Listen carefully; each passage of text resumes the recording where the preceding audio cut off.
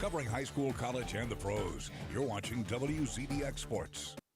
Welcome back, everyone. Former Auburn receiver Marquis McClain is finally out of the transfer portal. Today, the wide receiver announced he'll be attending my alma mater, Southern University, down in Baton Rouge.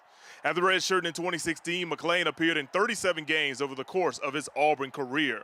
He's a former three-star wide receiver who chose the Jaguars over the likes of Alabama State, Chattanooga, Eastern Kentucky, Northern Iowa, and Jacksonville State. Southern has won back-to-back SWAC West Division titles under their head coach Dawson Odoms. McClain can play instantly because he is a grad transfer.